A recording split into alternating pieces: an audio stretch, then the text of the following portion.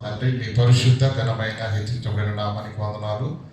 మరొక తరుణాన్ని మాకు ప్రసాదించి మా బ్రతుకుల్లో మీ చిత్తాన్ని నెరవేర్చడానికి తండ్రి, సమయాన్ని మీరు మాకు అనుగ్రహించిన విధానాన్ని బట్టి వందనాలు తెలియజేసిన తండ్రి, కేవలం వినువారు మాత్రంగా ఉండి మమ్మల్ని మోసపుచ్చుకోనకుండా విన్న వాక్యంలోని ఆంతర్యము మేము అనుసరించడానికి అన్న సంగతిని గుర్తిరిగి ప్రతి మాటను మీరు మా చెవుల వరకు తీసుకురావడంలో ఉన్న మీ ఆంతర్యము పనివారిగా మేము మీ చిత్తాన్ని నెరవేర్చిన బాధ్యతను దినదినము పెరుగుతున్నదన్న సంగతిని గుర్తెరుగుటకు మా మనోనేత్రాలు వెలిగించవలసిందిగా వేడుకుంటూ క్రీస్తునామని ఈ ప్రార్థనకు వేడుకుంటున్నాము పరమ తండ్రి, ఆమేన్. ప్రియులారా, మరి అనేకమైనటువంటి లోతైన విషయాలు ఆత్మీయులు మొదటి వాక్య సందేశంలో పంచుకున్నారు. నేను కొన్ని నిమిషాలు మాత్రం వాక్యాన్ని మీకు ధ్యానింపచేసే ప్రయత్నం చేస్తాను. ప్రియులారా, దేవుని యొక్క సన్నిధికి మనం వస్తున్నప్పుడు, దేవుని సన్నిధికి వస్తున్నటువంటి మనము ఎలా సిద్ధపడాలి, దేవుని సన్నిధికి వెళుతున్న మనకు ఆ సన్నిధి యొక్క ఆంతర్యము విలువ అనేది ఎరిగి ఉండాలి. లేకపోతే దాని యొక్క ప్రయోజనాన్ని మనం పొందుకోలేమని నేను మరొకసారి మీకు జ్ఞాపకం చేస్తున్నాను. దయచేసి ప్రసంగి గ్రంథం తీయండి. ప్రసంగి గ్రంథము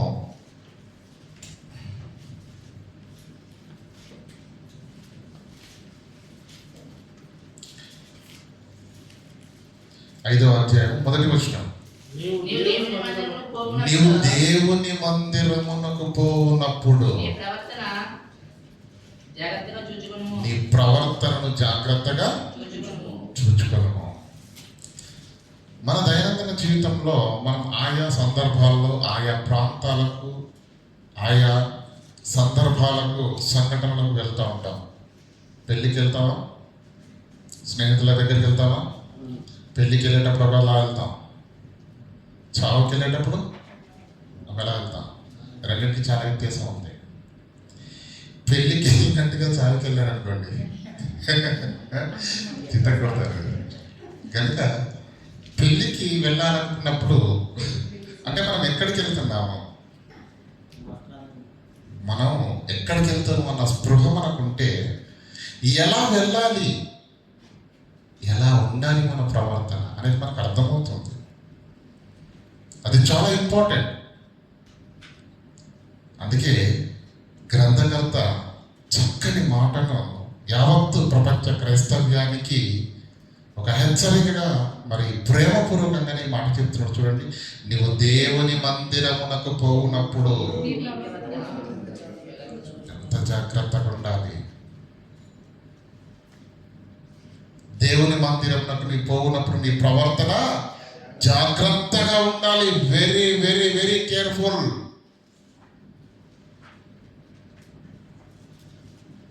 ఈ మాట చెప్పాడంటే పిల్లారా, సంఘానికి వస్తున్న వారు, విశ్వాసులైన వారు, క్రీస్తు రక్తము చేత కడగబడిన వాళ్ళందరూ ఒకే ఆలోచనతో ఉండాలి. దేవుని మందిరమునకు మనం వెళుతున్నామంటే ఏ విషయంలో జాగ్రత్తగా ఉండాలి, ఏ విషయంలో భయభక్తులతో ఉండాలి, ఏ విషయంలో మన ప్రవర్తనను సరి చేసుకోవాలి.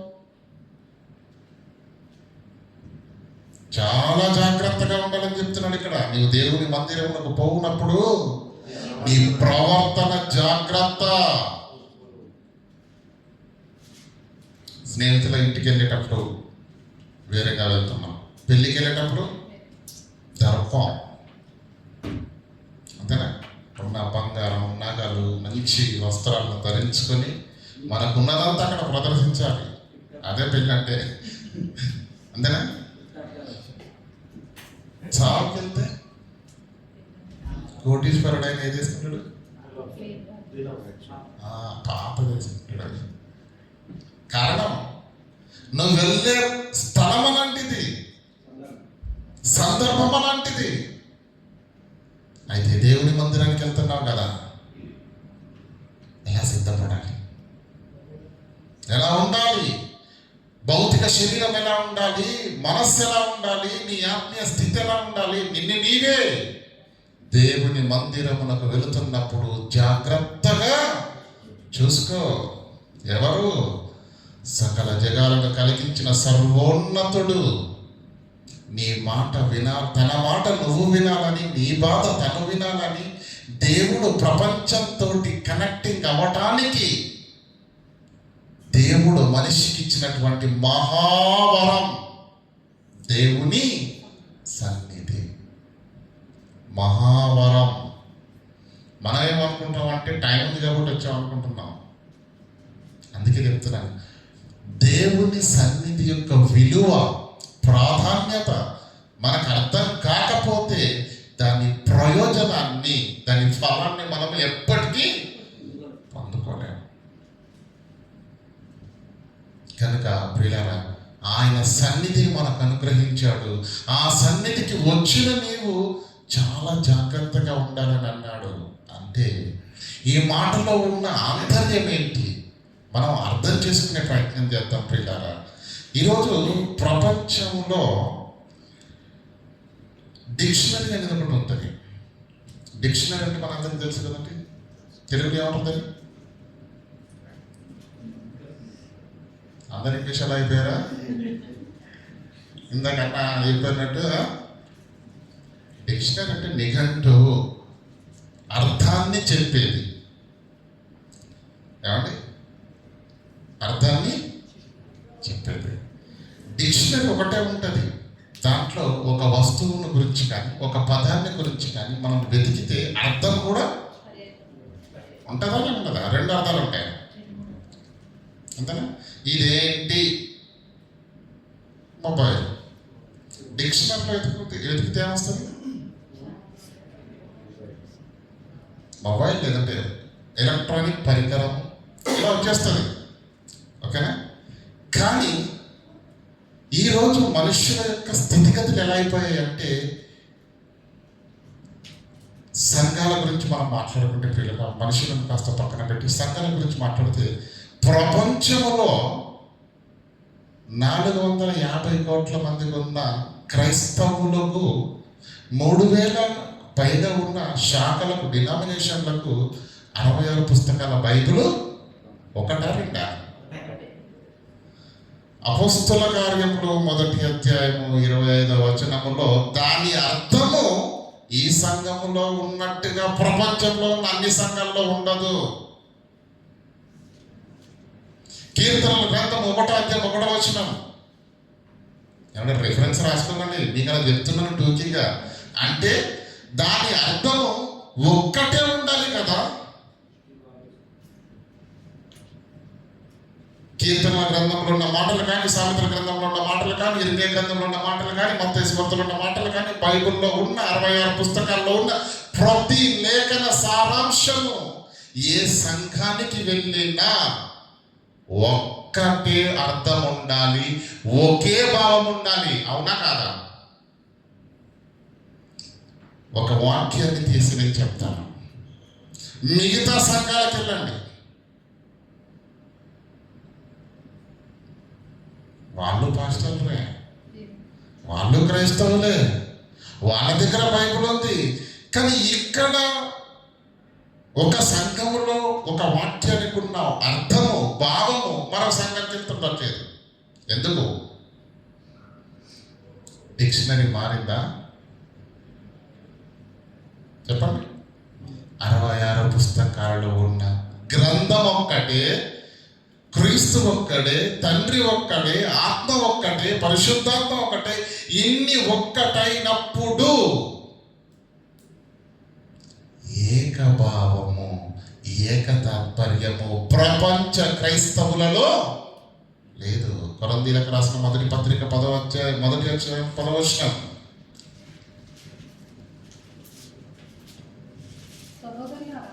సహోదరులారా, కొరింథీ సంఘంలో సమస్యలు ఉన్నాయి.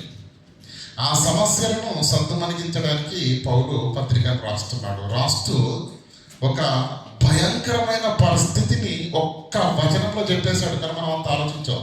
చూద్దాం. సహోదరులారా, మీరందరూ మీ అందరూ ఏకభావముతో ఏకభావముతో మాట్లాడవలెననియు నీ మాట ఎవరు మాట్లాడినా, స్త్రీలు మాట్లాడినా, పురుషులు మాట్లాడినా, మొదటి వరుసలో వారు మాట్లాడినా, రెండవ వరుసలో మాట్లాడినా, చివరి ఉన్నతను మాట్లాడినా, ఎవరు మాట్లాడినా ఏం మాట్లాడాలి? ఏకభావం. ఏక భావంతో మీరు మాట్లాడవలనని. మీలో కక్షలు లేక ఉమ్, ఏక మనసుతో ఆ విషయం పక్కన పెడితే మీరు కక్షలకి ఏక మనస్సుతో, ఏక తాత్పర్యముతో మీరు సన్నద్ధులై ఏమండి, ఏమేమన్నాడు? ఏకభావం అన్నాడు, ఏక మనస్సు అన్నాడు, ఏక తాత్పర్యం. ఒకే దేవుడు, ఒకే క్రీస్తు, ఒకే ఆత్మ, ఒక్కని కింద బ్రతుకుతున్న మనము, ఒక్క తండ్రి సంతానమైన మనము, ఒక్క రక్షణకర్తను కలిగి ఉన్న మనము, ప్రపంచ క్రైస్తవ్యం ఏకభావముతో ఉందా? ఏక తాత్పర్యంతో ఉందా? ఏక మనసుతో ఉందా? బైబిల్ ఏం చెబుతుంది? మీకేమర్థమవుతుంది? ప్రియులారా, ఇక్కడే సంబంధం అనేది తెగిపోయింది. అవినాభావ సంబంధం. పుట్టిన బిడ్డ ఉంటాడు. చిన్ననాటి నుండి బిడ్డకు బిడ్డను పెంచాలని అనుకున్నప్పుడు తల్లి కానీ తండ్రి కానీ ఏది పెట్టాలి, ఏది తినిపించాలి, ఏది పడితే తినిపిస్తారండి? ఆడుకుంటాడా? మొబైల్ చేతిలో పెట్టినా దాన్ని కూడా నోట్లో పెట్టేసుకుంటాడు. వాడికి తినేలా ఆశ ఉంది, ఏదైనా సరే అది మొబైల్ ఇచ్చినా తింటాడు, పళ్ళెం ఖాళీ పళ్ళెం ఉన్నా దాన్ని కూడా నోట్లో పెట్టుకుంటాడు. తినేయాలన్నంత ఆశ ఉంటుంది. కానీ తల్లి ఏం చేస్తుంది? వీడి వయసు ఎంత? ఇప్పుడు ఏం పెట్టాలి? తల్లికి తెలుసు కదా. తల్లి పాలు, తర్వాత మంచినీళ్ళు, ఆ తర్వాత గింజలు, అంతేనా? ఆ తర్వాత పప్పు దినుసుల్ని కానీ పొడిగా చేసి అన్నంలో కాస్త కలిపి దాన్ని మంచిగా అంటే మెత్తని పదార్థంగా చేసి అప్పుడు ఏమిటి నీళ్ళలాగా చేసి తినిపిస్తూ ఉంటే ఇదేదో బాగుందని మెల్లగా స్టార్ట్ చేస్తాడు. కానీ చిన్నపిల్లలు మీరు చూడండి, మనం పొరపాటున మాంసం తింటున్నాం అనుకోండి, వచ్చి ఏం చేస్తారు? మన ఫలాన్ని కూడా తీసేసుకుంటారు. అవసరమైతే మనం తినేదాన్ని కూడా తినేయాలనుకుంటారు వాళ్ళు. కానీ ఒక తల్లికి బాగా తెలుసు, ఒక తండ్రికి బాగా తెలుసు వాడి వయసు ఏంటి, వాడికి ఏం పెట్టాలి, వాడికి ఏమీ పెట్టకూడదు, ఏది తింటే శ్రేయస్కరం, ఏది తింటే శ్రేయస్కరం, ఏది తింటే ప్రమాదం. ఇవన్నీ స్థితిగతులను ఎరిగి ఒక బిడ్డను ప్రయోజకునిగా నిలబెట్టాలన్న తల్లి తండ్రి ఏం పెట్టాలి, ఏం తినిపించాలి, ఎలా నడిపించాలి, ఎలా నేర్పించాలని అనునిత్యము పర్యవేక్షణతోటి పెంచుతున్నప్పుడు పుట్టిన బిడ్డ ఊరికే నడుస్తుందండి. పుట్టిన బిడ్డ గలగలా మాట్లాడతారండి. మనిషి పుట్టగానే అడవిలో పడేశారనుకోండి, జంతువులకు అతనికి ఎటువంటి భేదము ఉండదు.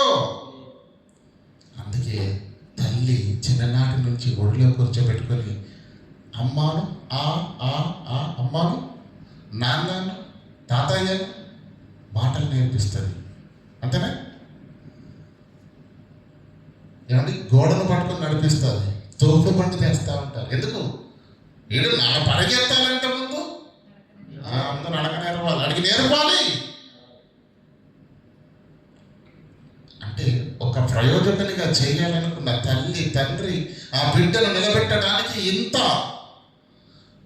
ఏమంటే శిక్షణను తెలిసి తెలియకనే వారి వెనకాల ఒక మనిషి ప్రయోజనంగా నిలబడడానికి తల్లిదండ్రుల కష్టం ఎంత ఉంటున్నప్పుడు దేవుని సన్నిధికి వచ్చిన దేవుని పిల్లలైన విశ్వాసులైన వారందరినీ దేవునిలో నిలబెట్టాలని, దేవునిలో బలపరచాలని, దేవునిలో ఎదిగింప చేయాలని, పెంచాలని, నిత్య జీవానికి నడిపించాలని అనుకున్నప్పుడు ఆ విశ్వాసులైన వారందరినీ పెంచి బలపరిచి నిలబెట్టే బాధ్యత ఎవరి మీద ఉంది?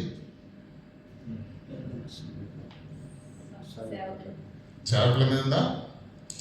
ఆ సేవకులు కూడా పిల్లరా, ఈ మాటంతా నేను ఎందుకు చెప్తున్నానంటే ఏకభావము, ఏక మనసు, ఏక తాత్పర్యం. మీకు ఏక తాత్పర్యం ఉండాలి, నాకు ఏక తాత్పర్యమే ఉండాలి. ద్వంద్వ ధ్వని అనేది ఉండడానికి వీలు లేదు. రెండు నాలుకలు పనికి రావు. ఏక తాత్పర్యం.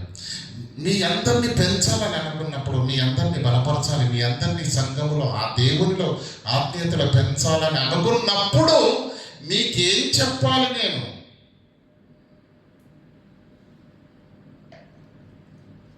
నాలుగేళ్ల పసిబిడ్డకు తల్లి మాంసం తినిపిస్తుందండి?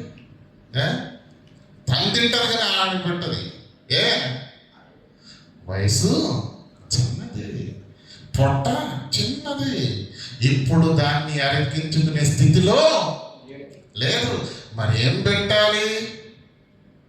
గంజి వీళ్ళు ఏం పెట్టాలి? ఫ్యారెక్స్, అదే కదండి, అలాంటివి కదా ఫ్యారెక్స్ అంటే. వాళ్ళకి ఏది పెడితే, ఎందుకంటే తల్లి ఏం చేసినా ఒక్కటే ఆలోచన ఏంటి? నా బిడ్డ తినాలి, తిన్నది అరిగించుకోవాలి, దాని వలన వాడికి బలము రావాలి, వాడు ఎదగాలి. ఏం చేసినా తినిపించిన ప్రేమే. వద్దు మాంసం తినడానికి వెళ్ళడానికి వద్దు అంటే అది ప్రేమే. గద్దించిన ప్రేమే, ఏమండి ముందు నెట్టిన ప్రేమే, ఆపిన ప్రేమే, ప్రతి దాంట్లో ప్రేమే ఉంటుందండి బాబు.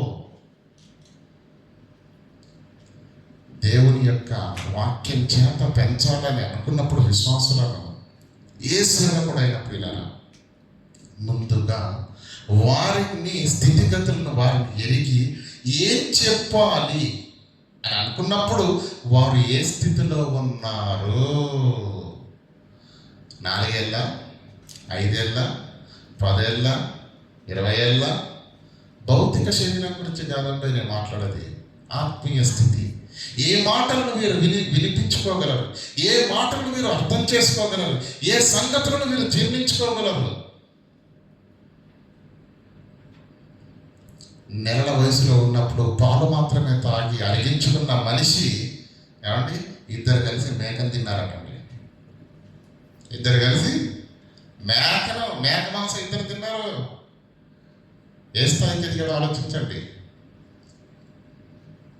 గనక పిల్లరా, అలాంటి బలమైన వారిగా మనం ఉండాలి అంటే పిల్లరా, దేవుని యొక్క వాక్యాన్ని చెవులతో వింటే, దేవుని సన్నిధికి వస్తున్నప్పుడు ఎలా వస్తున్నావో ఆలోచించు, ఎందుకు వస్తున్నావో ఆలోచించు. ప్రయోజనం ఏంటి? నీ పనులన్నీ పక్కన పెట్టుకొని, ఏమండి, బహుదూరం నుంచి ప్రయాణం చేసి యాగ మేఘాల మీద ఏమండి వస్తున్నది ఎందుకు? ప్రయోజనం ఏంటి? సన్నిధి అంటే నీకు అర్థమవుతుందా? ఈ సన్నిధికి నువ్వు వచ్చి దేవుని మాటలు వినాలని, ఆ మాటల వలన నీవు ఆదరించబడాలని, ఆ మాటల వలన ఉన్న దేవుని సంకల్పాన్ని గుర్తెరిగి దాన్ని నెరవేర్చవలసిన బాధ్యతను నువ్వు భుజస్కంధాల మీదకు తీసుకోవాలని, నీ బాధ్యతను గుర్తెరగాలని, అనునిత్యము సన్నిధిలోకి వస్తున్నటువంటి నీవు ఉప్పు కప్పు రంగు ఒక్క పోలిక నుండి పద్యం చెప్పొద్దు. ఏం చెప్పాలి? 66 పుస్తకాలలో ఉన్న దేవుని మహాజ్ఞానాన్ని ఈ సమాజానికి బోధించాలి. ఏమని? దేవుని యొక్క మహాజ్ఞానాన్ని ఈ సమాజానికి బోధించాలి. ఇది సేవకుని యొక్క పక్షం అయితే, విశ్వాసుల యొక్క పక్షం ఏంటో ఒకసారి చూద్దాం. కీర్తన గ్రంథం 119వ అధ్యాయం 11వ వచనం చూడండి. దేవుని సన్నిధికి వెళ్ళినప్పుడు నీ ప్రవర్తనను జాగ్రత్తగా చూసుకోమన్నాడు కదా. ఏంట జాగ్రత్త? ఏక భావము, ఏక మనసు, ఏక తాత్పర్యమే ఉండాలి అందరికి. ఇక్కడ ఏమండి, కాపరైనంత మాత్రాన పెద్ద కాదు, విశ్వాసులైనంత మాత్రాన మనమంతా దేవుని పిల్లలం. మనమంతా దేవుని పిల్లలం. మనందరి భావం ఒక్కటే, మనందరి మనసు ఒక్కటే, మనందరి తాత్పర్యం కూడా ఒక్కటే కావాలి. కనుక ప్రియులారా చూడండి, ఇక్కడ కీర్తన గ్రంథం 119 వచ్చాయి 11 వచనం. నీ ఎదుట 111 అండి, క్షమించండి, 111 వచనం. 119 అధ్యాయం 111 వచనం. నీ శాసనములు దేవుని మందిరమునకు పోవునప్పుడు నీ ప్రవర్తనను జాగ్రత్తగా చూసుకోమని అన్నాడా లేదా? వచ్చిన నీవు దేవుని వాక్యము కొరకు ప్రణమిల్లుతున్న నీవు, దేవుని వాక్య కొరకు ఆశ పడుతున్న నీవు, పాటలు రాశారు కదండి, దుప్పి నీటి వాగుల కొరకు ఆశ పడినట్టుగా దేవా నీ మాట కొరకయ్యా, నీ మాట అంటే నాకు అంత ఇష్టమే బాబు. అర్థమవుతుందా? చదవండి, ఏమంటుండ అక్కడ? నీ శాసనములు, నీ శాసనములు, నీ శాసనములు, నీ ఆజ్ఞలు, నీ మాటలు నా హృదయానికి ఏంటి? ఆనందకరములు.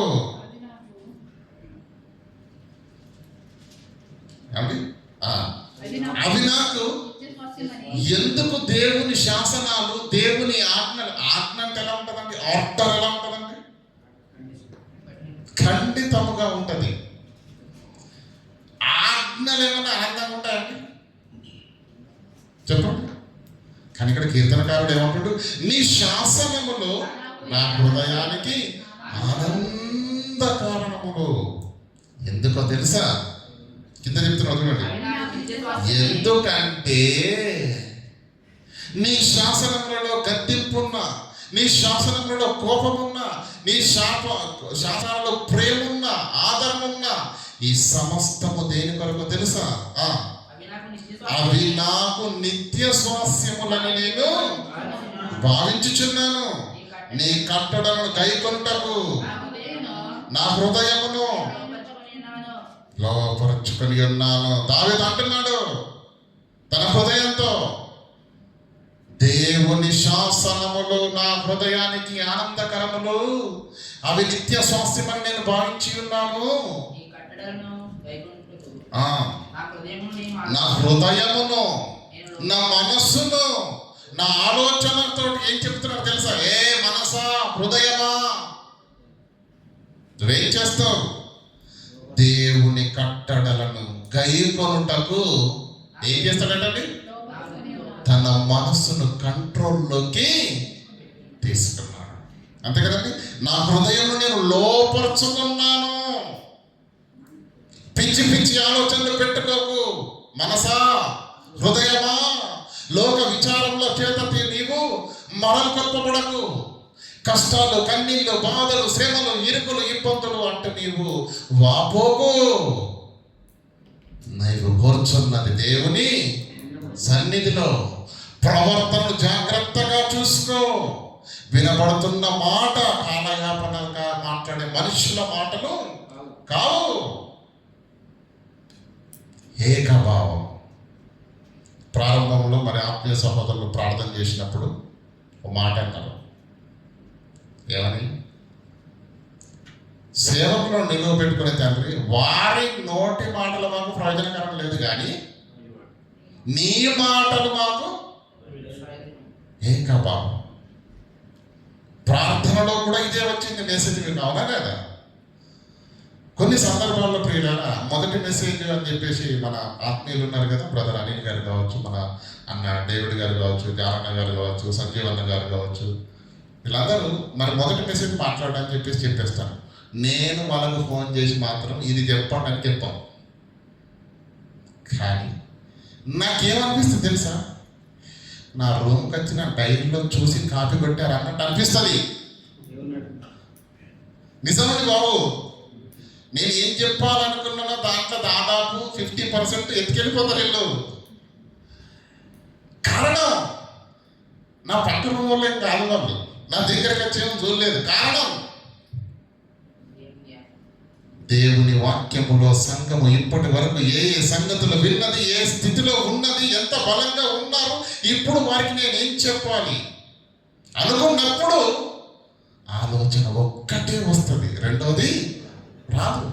కారణం ఏకభావం, ఏక తాత్పర్యం, ఏక మనస్సు.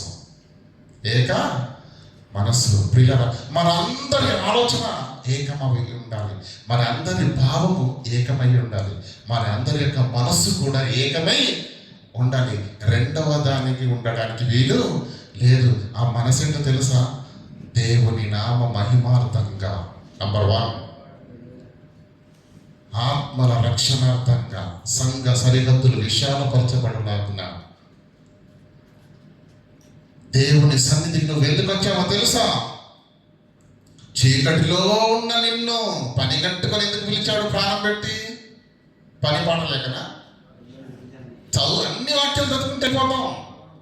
వాక్య సారాంశము ఒక్కటే చెబుతుంది. ఈ 66 పుస్తకాలలో ఉన్న బైబిల్ 2 నాలుకల ధోరణితో లేదు. ఒకే భావము, ఒకే తాత్పర్యము, ఒకే శాసనం. కానీ సంఘాలను మీరు వెతికి చూడండి, ఒక సంఘంలో ఉన్న బోధ ఇంకో సంఘంలో లేదు. అదే బైబిల్, అదే క్రీస్తు, అదే ఆత్మ. ఎందుకు భిన్నం? ఏక మనసు లేదు, ఏక తాత్పర్యము లేదు. కారణం ఏంటో తెలుసా అండి? బైబిల్ ఏం చెబుతుందో నేను వినాలి, దాని ప్రకారంగా నేను నడుచుకోవాలి అన్న కాన్సెప్ట్ విశ్వాసంలో లేదు. నేను అది అర్థమవుతుందా? దేవుడి సన్నిధికి నువ్వు ఎందుకు వస్తున్నావు? స్కూల్కి ఎందుకు వెళ్తున్నాడు నీ కుమారుడు? అది చెప్పిన ముందు ఎందుకు? టీచర్లు సార్లు ప్రశ్నలు అడగడానికి వెళ్తున్నాడా? వాళ్ళు ఏం తింటున్నారో చూడడానికి వెళ్తున్నాడా? గ్రౌండ్లోకి వెళ్ళి ఏమంటే ఆటపాటలు కేరింతలు కొట్టడానికి వెళ్తున్నాడు. ఎందుకు వెళ్తున్నాడు వాడు? ఒక్కటే తాత్పర్యము, ఒక్కటే టార్గెట్. ఏంటి? చదువు రావాలి, జ్ఞానవంతుడు అవ్వాలి, ప్రయోజకుడై నిలబడాలి. అంతేనా? ప్రపంచంలో ఏ తల్లి ఏ తండ్రి బిడ్డను స్కూలుకు పంపించినా ఇది కాక వేరే కారణం ఉందండి అని ఒక్క చేతి రేపండి చూపిస్తాను. ఉందా? ఒకే బాబు.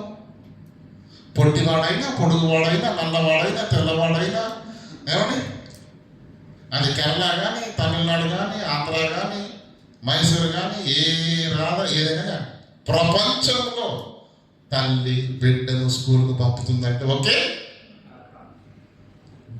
తాత్పర్యం ఒక్కటే, భావం ఒక్కటే.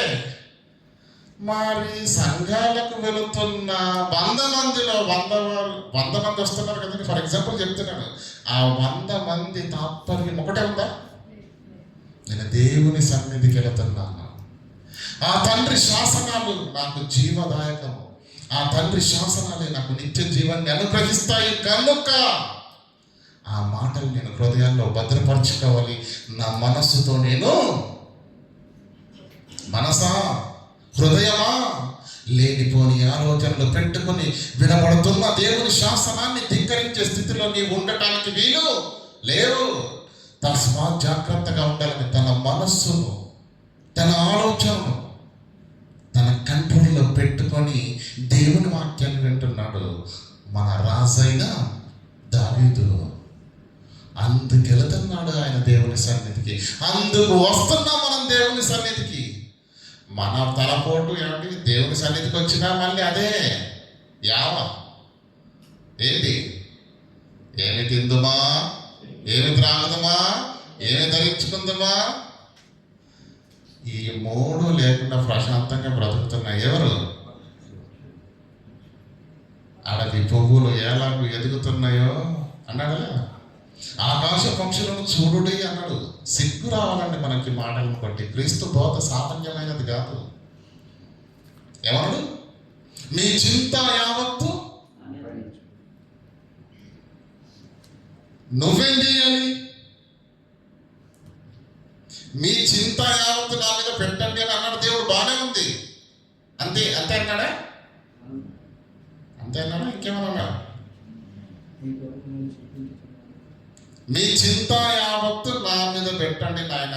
ఈ 60 ఏళ్ల జీవితంలో నీకున్న కష్టాలు, కన్నీళ్ళు, బాధలు, శ్రమలు, ఇరుకులు, ఇబ్బందులు, నీకేం కావాలో నేను. కానీ మరి మీరేం చేయాలి? మత్తయి సువార్త 6వ అధ్యాయం 30 చెప్పండి. ఆయన రాజ్యమును, ఆయన నీతిని నంబర్ 1 ప్లేస్ లో ఉండాలి. దట్ ఈస్ ఏకభావము, ఏక మనసు, ఏక తాత్పర్యం. ఎవరి దగ్గర ఉంది చెప్పండి? దేవుని సన్నిధికి వెళ్ళాలి. ఇది అన్నిటికంటే టాప్ ప్రియారిటీ నాకు ఉందా? మన గురించి సాక్ష్యం ఉండాలండి బాబు. మన గురించి సాక్ష్యం ఉండాలి. ఫలానా బ్రదర్ను ఇన్వైట్, ఆయన రాడండి బాబు. తూర్పున ఉదయించిన సూర్యుడు పొరపాటు పశ్చిమాన ఉదయించిన, ఏమంటే పరపట ఉదయించిన, అంతే కదండి. నోరు 6 నూరైనా అంటారు చూసండి. ఆయనను విలువలేమండి బాబు. ఆయన దేవుని సన్ని తెలిసిపెట్టి. అర్థమవుతుందా లేదా? మీ చింత యావత్తు ఆయన మీద వేయండి అన్నాడు. ఎన్నో గొప్ప గొప్ప మాటలు ప్రపంచానికి అర్థం కావట్లేదు. మత్తయి సువార్త 7వ అధ్యాయం 7వ వచనంలో చిన్నప్పటి నుంచి అందరికి ఇష్టమైన బంగారు వాక్యం, అడుగుడి మీకు ఇయ్యబడును, వెతుకుడి మీకు దొరుకును, తట్టుడి మీకు తీయబడును. నేను అడుగుతున్న ప్రశ్న ఒకటే ప్రియులారా, 7వ వచనం, అడుగుడి మీకు ఏమడగమన్నాడు చెప్పండి ఒకసారి. దేవుడు చెప్పాడు ఈ మాట. నంబర్ 1 అడుగుడి మీకు ఇయ్యబడును అన్నాడు. నంబర్ 2 వెతకండి, వెతకండి, వెతికితేనే దొరుకుతుంది. అది ఏమండి? మీకు ఎదురుగా రాదది, వెతకాలి. అది వెతికితేనే నీకు దొరుకుతుంది. అది అడిగితేనే ఇవ్వబడుతుంది. ఫ్రీగా రాదు. ఇదిలా ఉంచండి. మత్తయి సువార్తలో ఉన్నారు కదా, 8వ వచనం చదవండి. 6:8 చదవండి.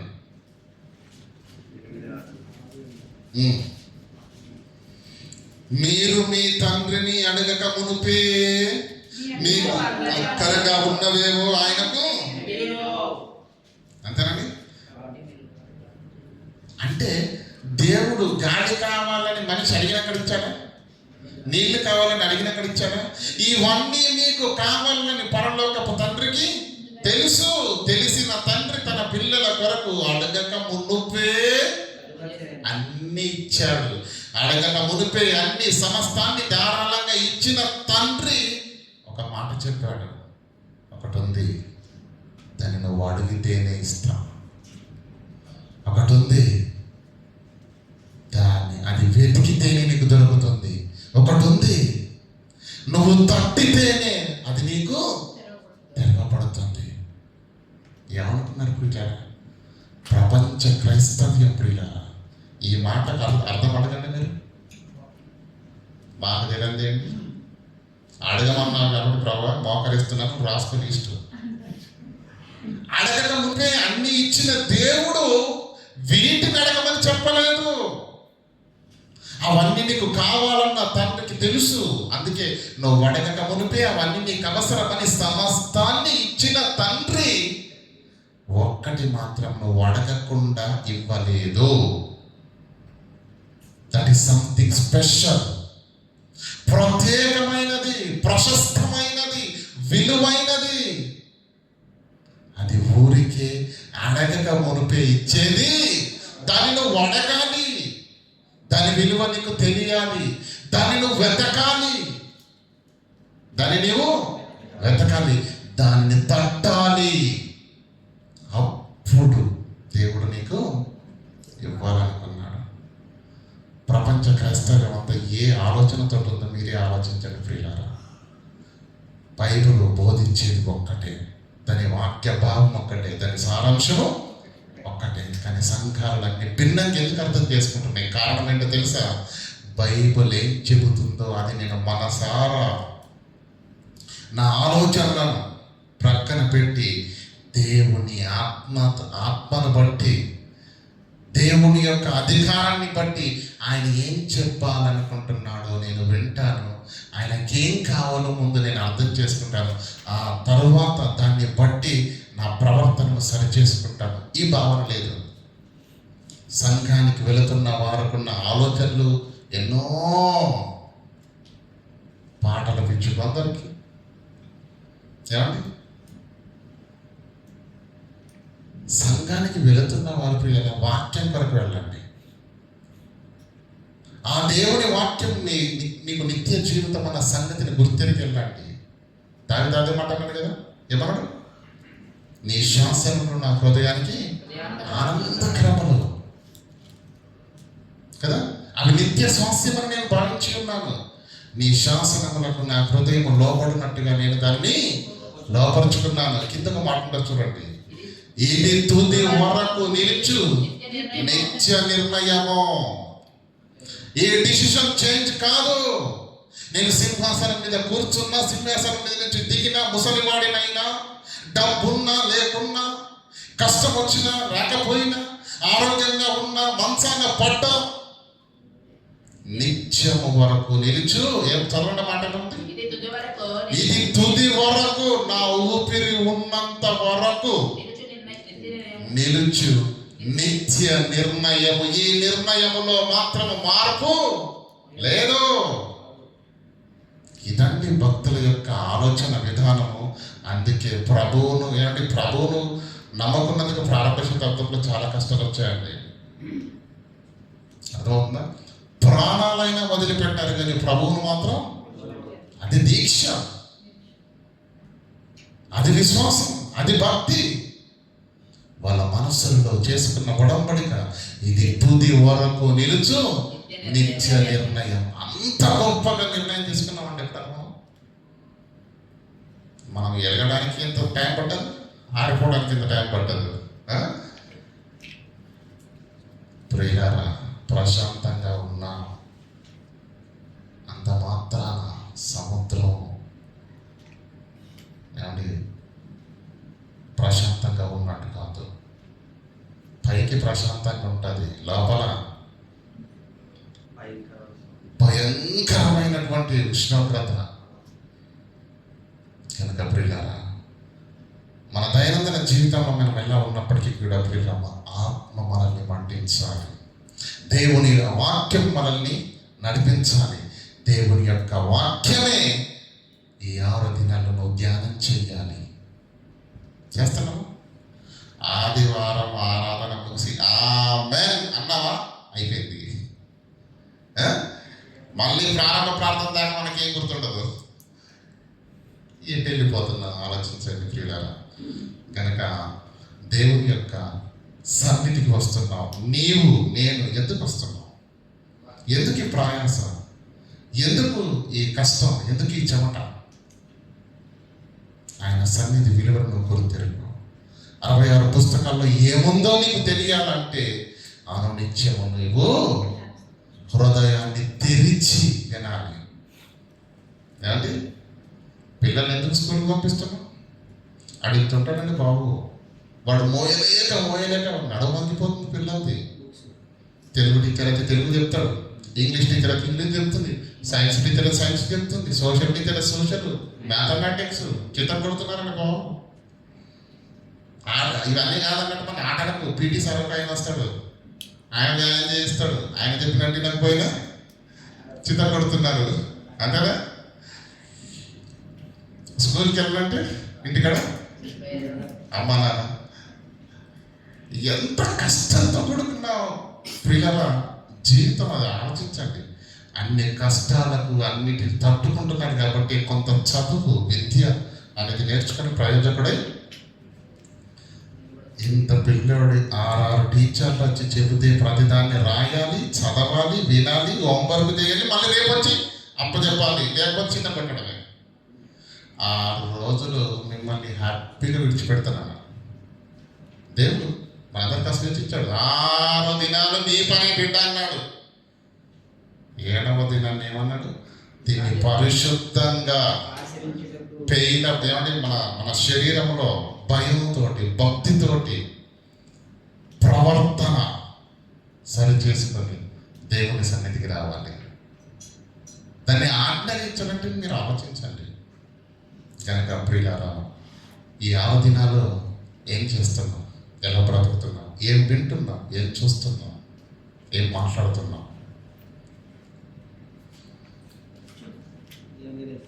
దేవునికి తెలుసు. ఏక తాత్పర్యం, ఏక భావం, ఏక మనస్సు. మీరు వేరే కంపెనీలలో ఉండొచ్చు, వేరే ప్రాంతాల్లో ఉండొచ్చు, మీరు ఎక్కడ ఉన్నా ఎలా ఉన్నా మన మనస్సు, మన ఆలోచన, మన యావ అంతా ఒక్కటే. నేను ఆత్మీయంగా బలపడాలి, నేను నిలబడాలి, రేపు దేవుని కొరకు అనేక కార్యక్రమాలు చేయాలి. కేవలం విడిచిపెట్టిన వారంగా నేను ఉండడానికి వీలు లేదు. నేను దేవుని సంఘములో, దేవుని సన్నిధిలో ఒలీవ మొక్కల వలె నేను వర్ధిల్లాలి అంటే, ఆయన సంఘానికి నేను స్తంభంగా నిలబడాలి అంటే, దేవుడు నాకు అప్పగించిన పనిని పూర్తి చేయాలంటే నేను ఇంకా వాక్యాన్ని వినాలి, నేర్చుకోవాలి, బలపడాలి, నిలబడాలి, ఆ దేవుని చిత్తాన్ని జరిగించాలి. అదే తాత్పర్యం, అదే మనసు, అదే భావం అందరికీ ఉండాలా? ఒకరికి ఉంటే సరిపోతుందా? కానీ విశ్వాసంలో ఎవరికి వారే యమునా తీరే. గద్దించిన బాధే. పాస్టర్ గారికి చిన్న అంటే మామూలుగా ఉండదండి బాబు. అవమానాలు, ఇరుకులు, ఇబ్బందులు. పిల్లరా, కేవలం మీ అందరికీ నేను చెప్పేది ఒకటి పిల్లరా, దేవుని సన్నిధి ఇది నీవు నేను అనుకుంటే వచ్చింది కాదు. ఆయన కృప. క్రీస్తు భూమి మీదకి వచ్చి రక్తం పెట్టిన తర్వాత ఈ సన్నిధిలో కూర్చునే భాగ్యాన్ని నీవు నేను పొందుకున్నాం. అది మాటల చేత వర్ణింప శక్యము కానంత గొప్పది. బానిసత్వము సంఖ్యలను తెంచి స్వతంత్రులుగా మిమ్మల్ని మార్చి, మిమ్మల్ని దేవుడు ఏమనట్లేదు, ఏమనడు కూడా. ఎందుకో తెలుసా? నీకివ్వబడిన సమయం నీదే.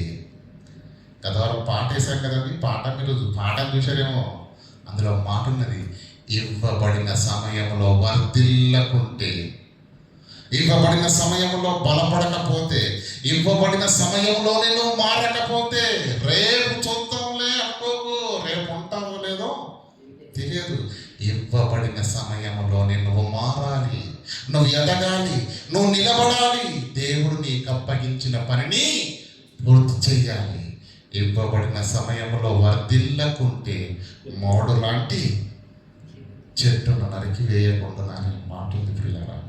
కనుక ప్రియులారా, దేవుడు ఇది మనకిచ్చిన కాలం. ఈ సమయాన్ని మనం ఎలా వాడుతున్నాం అని ఇష్టం. ఇప్పుడు ఏమంటూ దేవుడు పైన నుంచి చూసారే ఏమంటూ దేవుడు అలా మనల్ని ఆపడు. నువ్వేం చేస్తున్నావు నీ ఇష్టం. దేవుని ఆజ్ఞ, దేవుని సన్నిధి, దేవుని పని. ఏం చేస్తే నిత్య జీవనకి వెళ్తాం మనకు బాగా తెలుసు. ఏం చేస్తే పాతాళంకి వెళ్తామో కూడా మనకు బాగా తెలుసా తెలియదా? మనం చిన్నగా ఉన్నామండి. ఈరోజు వింటున్న వాక్యం వేల ప్రసంగాలు విన్నా, మనకు తెలియదే ఉంది. ఇన్ని తెలిసిన తర్వాత సాగుతుంది కదా, ఇంత బతికి మరి ఇంత తెలిసిన మనము ఏదో సాధించకపోతే, దేవుని కళను పండించకపోతే, ఇంత తెలిసిన దేవుని వాక్యాన్ని విన్న పిల్లలుగా మన బాధ్యతను నెరవేర్చకపోతే అది చాలా ప్రమాదం. అది మన ఆత్మీయ జీవితానికి ఎంత మాత్రము శ్రేష్టం కాదు. కనుక ప్రియులరా, అన్యత భావించకండి. ఎవరిని నొప్పించాలని కాదు ప్రియులరా. మన బాధ్యతలను మనం గుర్తెరుగుదాం. దేవుని సన్నిధిని కళ్ళకు ప్రియులరా, మనం కళ్ళకు అద్దుకోవాల్సినటువంటి మహాభాగ్యం ప్రియులరా. దేవుని సన్నిధి, దేవుని యొక్క వాక్యం, దాన్ని అలసుగా తీసుకోవద్దు, నిర్లక్ష్య వైఖరి అవలంబించద్దు. మనం డ్యూటీకి వెళ్ళేటప్పుడు ఎన్ని గంటలకు వెళ్తారండి? 7 గంటలకంటే 6:30 ఉంటాం మనం అక్కడ. దేవుని సన్నిధి అంటే మనకు తెప్పొచ్చేది ఎవరు? నిర్లక్ష్యం మంచిది కాదు ప్రియులరా. మన తండ్రి సన్నిధి మనమందరం ఉంటేనే కన్నుల పండగ ఉంటుంది. సమయానికి రండి. దేవుని యొక్క మహాకృప మనందరినీ ఆదరించి ఆత్మీయంగా బలపరిచి తన పనుల పరిచర్యలో మనందరినీ బలమైన సాధనలుగా వాడుకుంటూ దేవుని యొక్క కృప నిత్యం మనం పొందుతాము గాక. ఆమేన్. పరిశుద్ధుడమైన తండ్రి, మీ పాదాలకు వందనాలు. కేవలం వినువారు మాత్రమే మేము ఉండకుండా విన్న మాటల్లోని ఆంతర్యాన్ని గ్రహించి మా బ్రతుకుల్లో మీ చిత్తాన్ని నెరవేర్చే పిల్లలుగా ఉండునట్లు కేవలం తండ్రి నవ్వుతూ మీ పిల్లలకు హెచ్చరిక మాటలు చెప్పినప్పటికీ తండ్రి మీ పిల్లలు దాన్ని అలసుగా తీసుకునకుండా ఆ మాటల్లోని మీ ఆవేదనను గ్రహించి మా బ్రతుకుల్లో తండ్రి మీ చిత్తాన్ని నెరవేర్చుకున్నట్టు తండ్రి ఈ భూమి మీద ఊపిరి ఉంటుండగానే తండ్రి మేము పరలోకాన్ని సంపాదించుకోవాలి తండ్రి. పరలోకానికి అర్హులుగా మేము మారిపోవాలి. మీరు ఇవ్వబడిన ఈ సమయంలోనే మేము వర్ధిల్లకపోతే మా సమయం ఎప్పుడు ముగిసిపోతుందో మాకు తెలియదు కనుక ఈ భయంకరమైన హెచ్చరికను తండ్రి మేము గుర్తించి ఇది మొదలుకొని తండ్రి మీ సన్నిధిలో ప్రతి వారము ఒలీవ మొక్కల వలె తండ్రి ఫలించి అభివృద్ధి పొంది తండ్రి మిమ్మల్ని మహిమపరచుటకు కృపను అనుగ్రహించవలసిందిగా వేడుకుంటూ క్రీస్తునామని ప్రార్థనకు వేడుకుంటున్నాము పరమ తండ్రి. ఆమేన్.